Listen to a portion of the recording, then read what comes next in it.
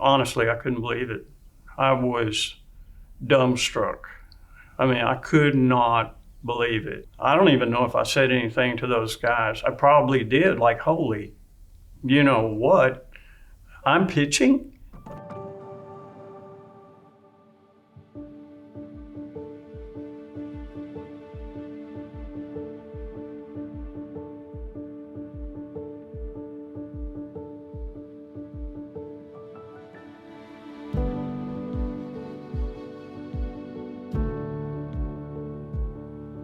Baseball is a cruel game. This venerable adage is often considered a universal truth by a losing manager, coach, or player who failed when success mattered most. I considered the phrase a way to avoid acceptance of personal failure. If baseball is indeed cruel, then the game causes a bad result, not any personal failure by team or player. For me, baseball was a simple game with no inherent cruelty. Get 27 outs and score more runs than the opponent. However, a defining moment of my UT baseball playing days caused me to reflect on heartbreaking events interwoven with the 27th out, and to wonder if there is truth to the adage, is the game itself cruel? I grew up wanting to play something for UT. My dream was I was going to be the star quarterback for the football team. And I played quarterback in high school, but I didn't get big enough, and I probably wasn't good enough to play football at Texas. But I was good enough to play baseball. While I wasn't great, I was good enough to make the team. Coach Falk's system was he would have 2 starting pitchers and 1 relief pitcher that he could count on, and everybody else is kind of in line waiting to move up if someone falters. So 66, I was nothing. In 67, my senior year, the first time he put me in, bases loaded, no outs. I struck out 3 consecutive hitters, didn't give up a run, so yippee. Now I'm the number 1 guy out of the bullpen, the number 3 pitcher on the team, and I pitched well enough that year. Every time he used me, I pitched well enough to maintain my spot. During batting practice, I was engaged in my usual pregame mindless chatter and chasing balls in the outfield when I saw Coach Falk walking toward the group of players I was in. He came directly to me and handed me a new baseball, the universal symbol for designating the starting pitcher. Once that game started, I was just pitching a baseball game, just like a gazillion other baseball games I had pitched since I was 9 years old. I didn't think about how important the game was. I didn't put any pressure on myself to do well. I just went out there and did the best that I could. We're going into the 9th inning. I'd only given up 2 hits, and I think I'd walked 2. And none of those base runners had gotten past first base. So I'm in total control of the game. And it just seems the most normal thing in the world to me at the time. I'm in control. I've got 3 more outs to get. I'm gonna get those 3 outs, and we're gonna win. There was no doubt in my mind, none. So the first guy up tries to bunt, he bunts it back to me, I throw him out.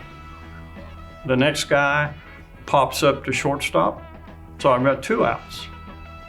The next guy is Tom Pachork. Pachork was a bad dude in 1967. He was leading them in home runs.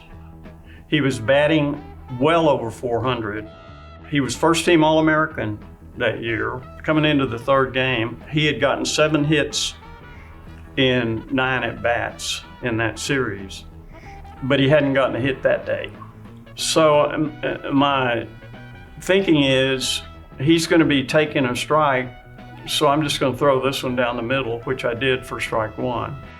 And on strike 2, he hit a real lazy, high, foul fly ball down the right field line. But our right fielder, who really was our backup catcher, but was a home run hitter, so he played right field, and he just couldn't get there. He couldn't get to it. So that's strike two. The next pitch is the one that if a genie said, I'll change one thing in your life, what do you want it to be? I would say I want that pitch to Tom Paciorek. It was a slider, a breaking pitch that maybe was an inch outside, maybe. Very close pitch. And he called it a ball. And this umpire was named John Mazur. And Mr. Mazur had been calling balls and strikes for my games since I was 9 years old in Little League. I mean, we knew each other. And he called that a ball, and at the time, I remember this clearly too, I thought to myself, Mr. Mazur, after all these years, you owed me that pitch. So that's ball one. Next pitch was a changeup that I had a negative attitude about. I thought, don't bounce it. Instead of saying to myself, throw the best changeup you've ever thrown, I said, don't bounce it. And of course, I bounced it. The next pitch was a high inside fastball. I didn't throw it hard enough to get him by him.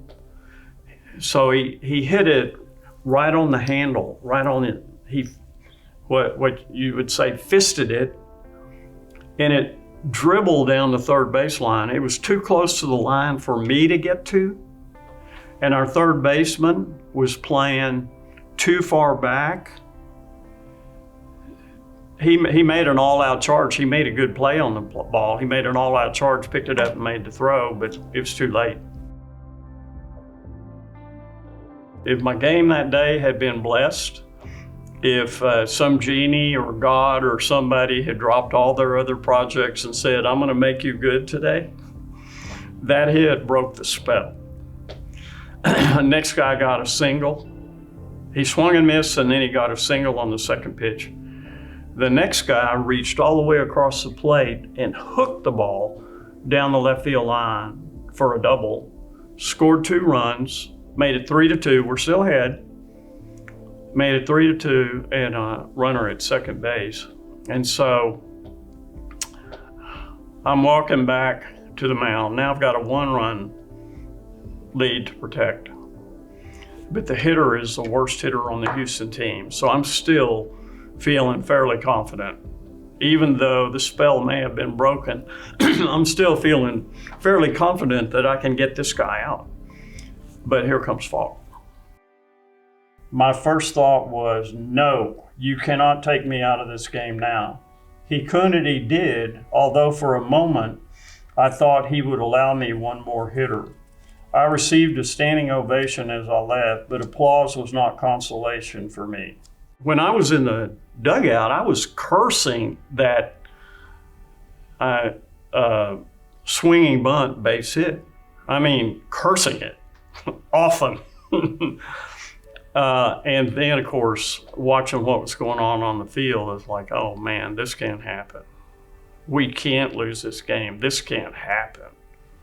And they, the reliever walked a guy, and then the next guy got a 2-run triple, so now we're down 4-3. And we get out of it, but we're down 4-3. And in our half of the 9th inning, we had a rally, but the third out of the game that ended everything was our runner getting thrown out at home plate with the tying run.